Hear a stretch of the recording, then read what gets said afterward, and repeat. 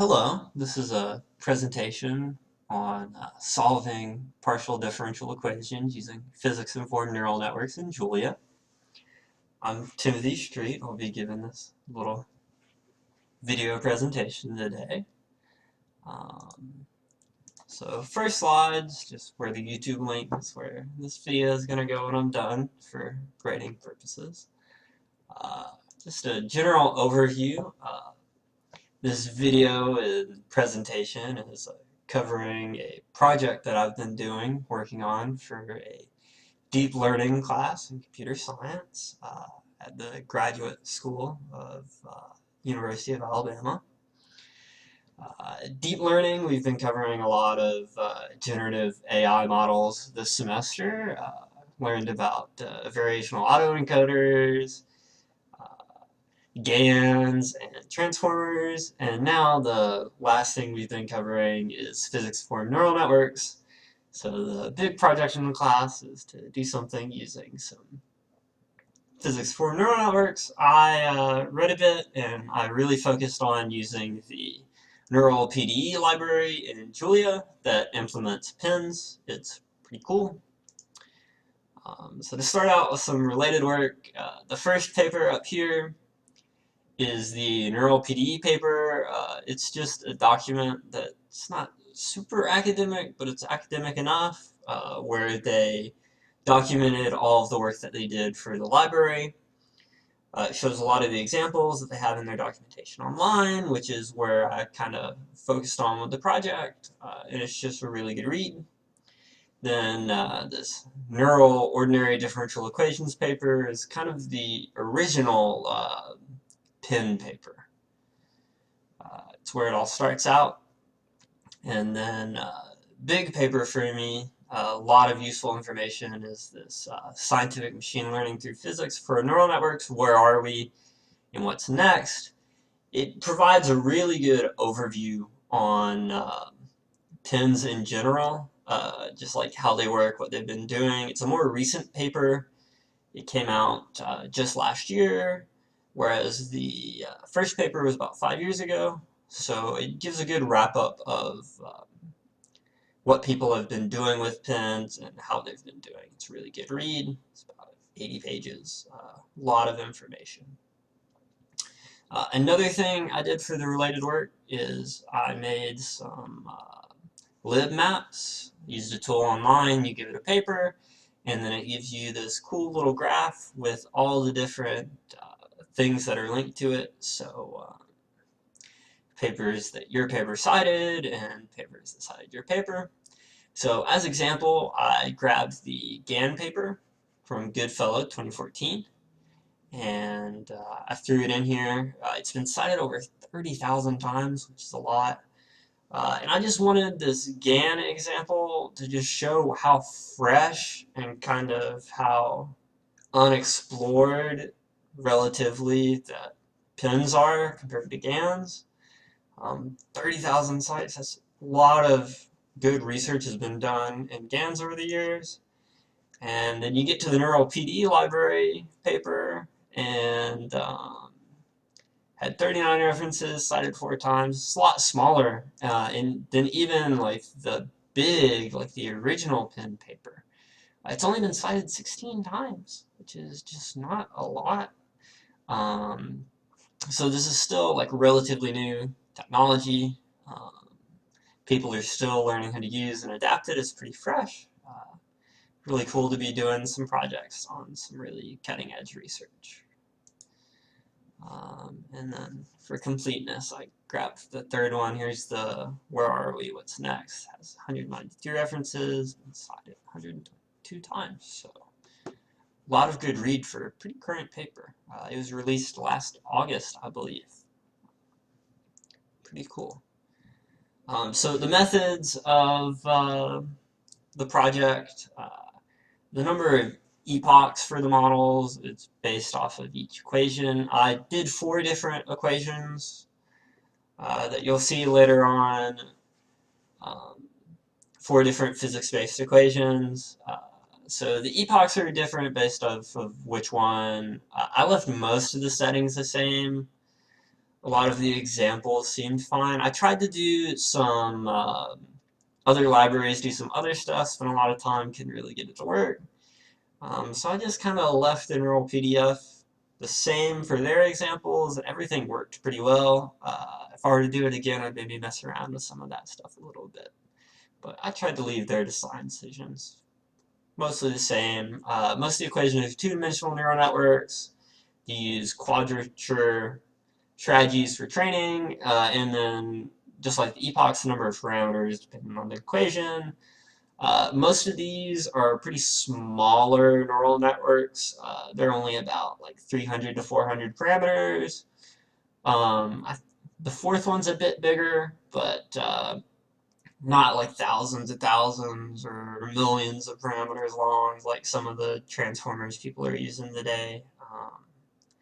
Pretty small models relatively. They train like 5 minutes, except for one of them that takes a bit longer.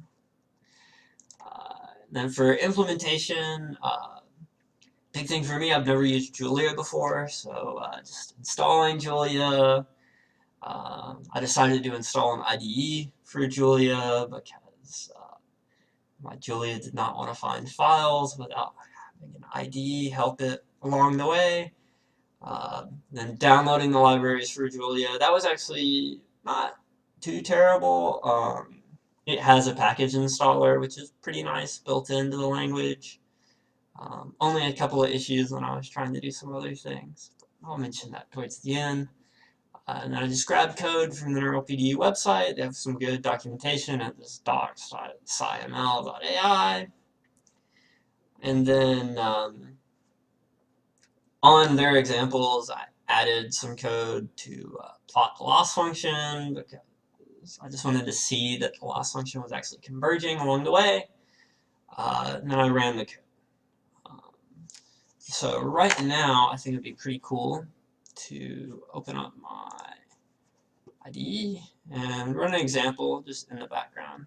I added this little starting program thing. It's a little ambiguous knowing if you start it or not before.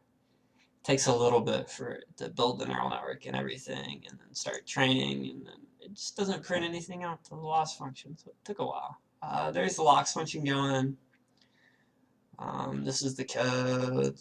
Print the loss function. Here's starting the training. You can see iteration, so it does 4,000 epochs, and then it refines a bit, and then it does an even finer number for 2,000 more epochs. It's 1,000 overall.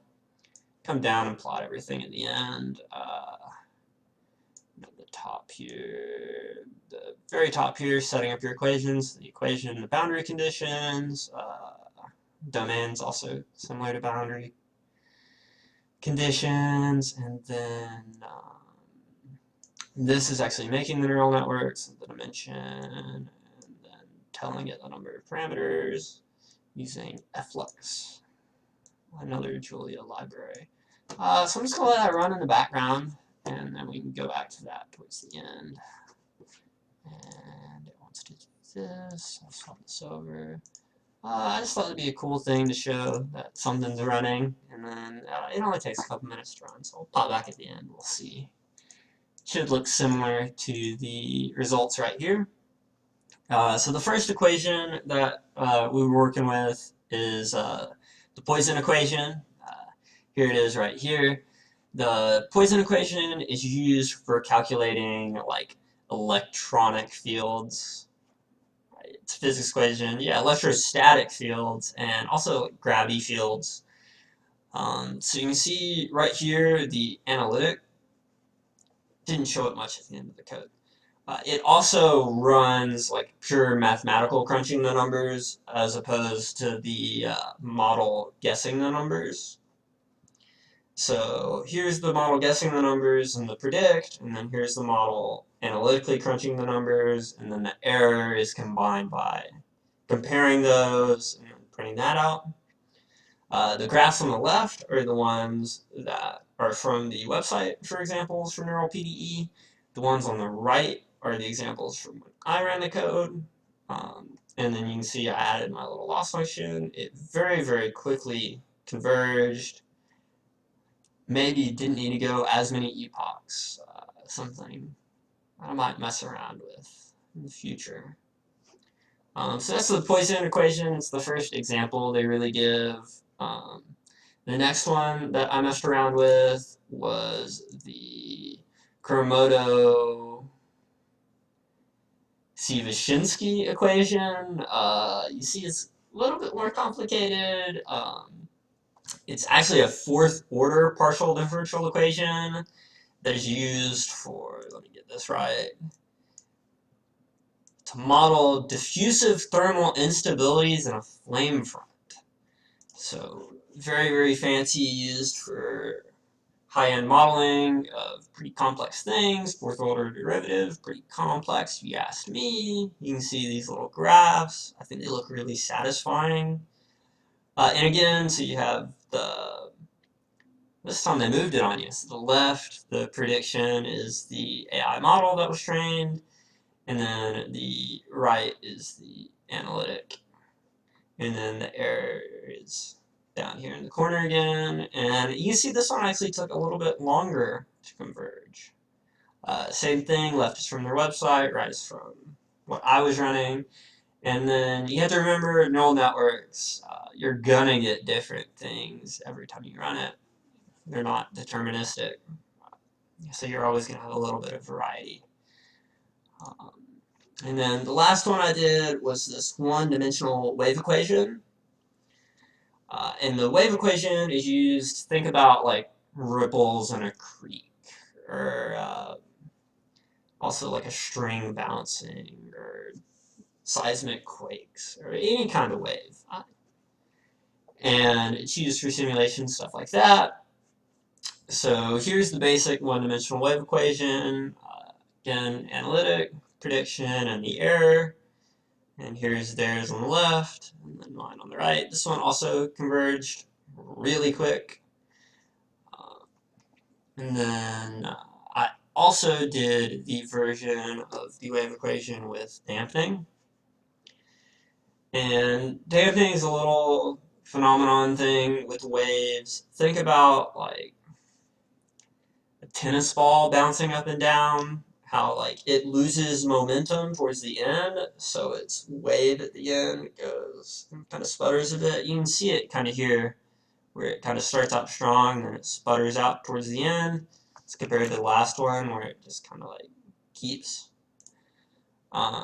This is a lot more computationally expensive, from my understanding. You have a lot more parameters, a lot more things that you're calculating to get it to be more accurate. This is the one that took the longest to run. Again, not like big models where you have to throw it on overnight to run, but compared to the ones that were taking 5 minutes to run, this one took about 45 minutes to train and print out. It did still converge pretty quick, but just each epoch took a lot longer because it's just calculating a lot more things. And then on to the discussions and lessons learned. The big thing for me was just getting comfortable with Julia. Struggles trying to get plasma simulation to work. That was the big thing I wanted to do. I saw a guy doing a talk at an ML at an ML conference on YouTube, who was doing some plasma simulations through Julia. Unfortunately, the library has deprecated a lot for Plasma.jl, and I just could not get it to compile, no matter what I was trying to do. But plasma simulations seem like a really practical use for pins. As far as everything I read, the like numerical calculations for plasma simulations just aren't efficient enough, and they think that pins could be very useful for that in the future. So I look forward to reading some more about that, and maybe doing some more projects, see if I can get something to work for that in the future. And with trying to install that plasma package, it really messed up my packages for everything else, to the point where I couldn't even get my normal neural PD stuff to run. Just a big hassle. That was probably my biggest challenge with the project, was getting it to work again after I messed it up by downloading this other package. And the big thing I learned is that Julia installs at 2 different places on your computer, and you have to delete it from both, and then fully reinstall it, and then reinstall the library that you wanted, and then it would work again. Another big thing that I really wanted to do by the end of it that I got close to doing, but wasn't fully comfortable enough to include it or add it is just being able to look at some differential equations and then convert them into code for the Julia to run, because even when you're dealing with these like high order derivative functions, you have to be able to convert them down the lower level derivative functions. They're still equivalent, but you have to get them down for the model to be able to work with them. And I was able to do it for basic examples. I could look at it and be able to write it in. Like the Poisson equation, I'm pretty sure I could be able to start from scratch, just look at the equation and put it in. But something like the Kuramoto is just so many. Or I was looking at some water science papers with some equations or bubbles. I read a paper about bubble simulations with pens, and I'm just not at the level yet for being able to just look at an equation and write it into Julia with the package and be able to get it to work. And that's where I want to be. I think I'm going to be messing with it over the summer and learning more. Been getting better, but it's some complex stuff. And so in conclusion, the Neural PDE library in Julia is very helpful for implementing pins. I've learned a lot over the last couple weeks working on it. I think if I had a bit more time, I'd be able to get my goal of being able to just go from an equation to be able to do it all myself. So I'm very optimistic about doing some more projects in Julia, even if it's not pins. Hoping to take some data science classes and maybe do some stuff with that. Julia is really neat for doing all the number crunching and science stuff. Also interested in learning some different libraries in like Python for implementing pins, messing around with like some PyTorch or TensorFlow, stuff like that. See how they're implemented on that end to see if it'll maybe help me understand it a bit more, along with knowing how to do some of the stuff in Julia. And here are my references. Let's hop out and look at this. And you can see the loss function converge, and then here's our little model that we printed out. You see they're a little different every time they do it. It still converges very, very fast. The analytics always the same every time. The predictions are sometimes a little funky.